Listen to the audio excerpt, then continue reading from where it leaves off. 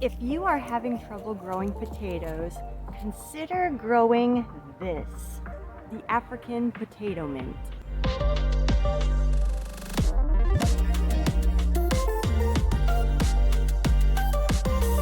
Hey everyone, Natissa here on the subtropical Florida Gulf Coast, Zone 10, and living here in the subtropics, I am discovering new food crops to grow that are great substitutes for a lot of food crops that we are very familiar with.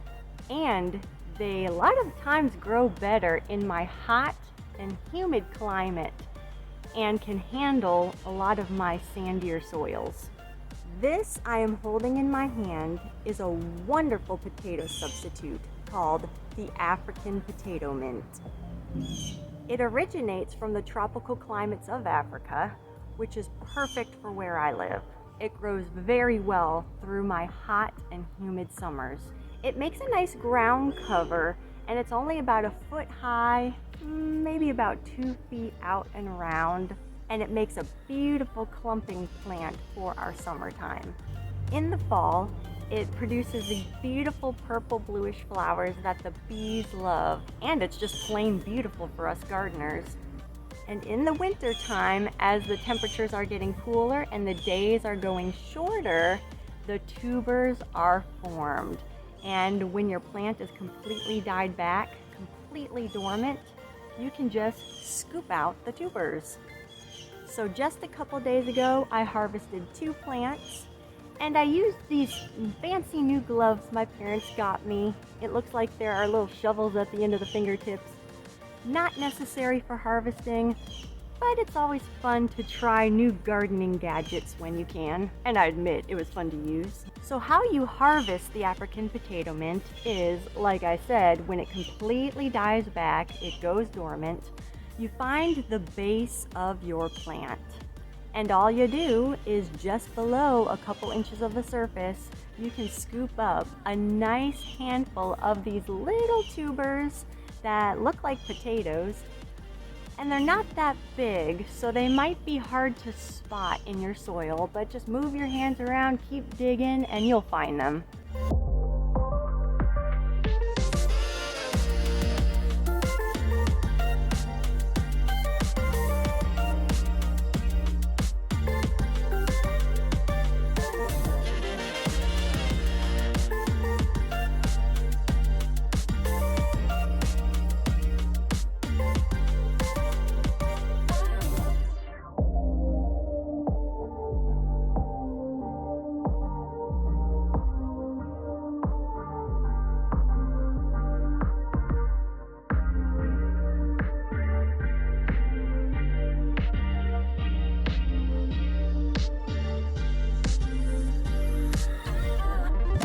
In harvesting 2 plants, I weighed the tubers and we got close to a pound.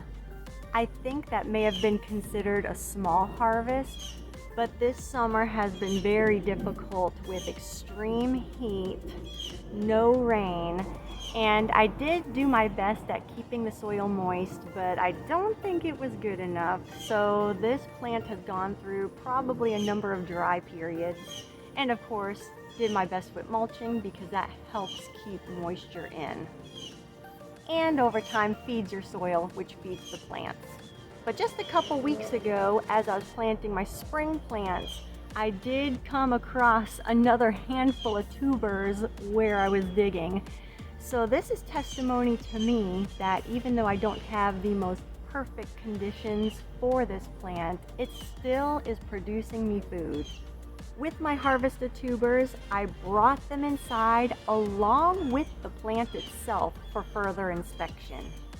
And in looking at this plant, you can see how the tuber forms. Along the plant area itself and along the different nodes, you can see some of the tubers beginning to form. Some were even beginning to sprout. Each of these tubers have the potential of growing you a new plant. Even this little one, that's about the size of a large pea. For eating, you can just take these little tubers and treat them like you would a potato. frying them, boiling them, roasting them. What I had done was I sliced them up and fried them in a pan of butter and added some eggplant, greens, and scrambled eggs, and it was really, really good. I even tried it isolated by itself, and it just tasted like a really good potato. My husband noted that when eating the African potato mint is that it doesn't have a minty taste like you might be thinking. It's, he said, like a more refreshing taste. And that makes sense because the African potato mint is related to mint. Now, I have read that you can eat the African potato mint raw, but most sources I come by just talk about cooking it. Also, I've read, and actually it's been a mix of information, some say you can and some say you can't eat the leaves. So definitely, as always, do your own research.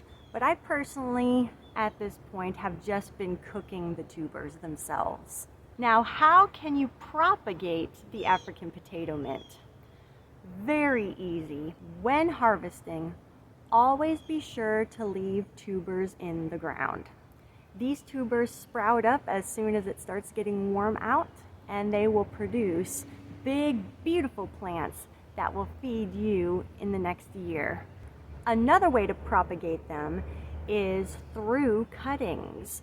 When you get that big, beautiful plant in summer, just snip off some cuttings, and I like to put them in a glass of water, and they will start forming roots at the nodes, and then you have a plant.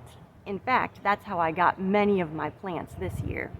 And if you wonder if you've left any tubers in the ground, chances are you have, because the plant produces so many tubers along the stem. And I know personally when I was harvesting, there were so many marble-sized ones, even pea-sized ones, that there's no way I can get them all. And it was because of that that I had some plants for this year which produced me a lot of these tubers, along with the propagations that I talked about. So if you have about a 6-month growing period of very warm weather to hot weather, very fertile soil with good broken down organic matter within it that holds good moisture but very well draining so it's not sopping wet, and plenty of sunshine, or if you're like me and not the best soil but you do what you can and are trying to build it up, along with mulching and trying to keep as much moisture in as you can, and not the best sunlight, that's okay. You can grow the African potato mint too. Thank you for watching, and I'll see you in the next one. In the fall, airplanes. Too much stuff happening this morning. Dogs, birds, airplanes.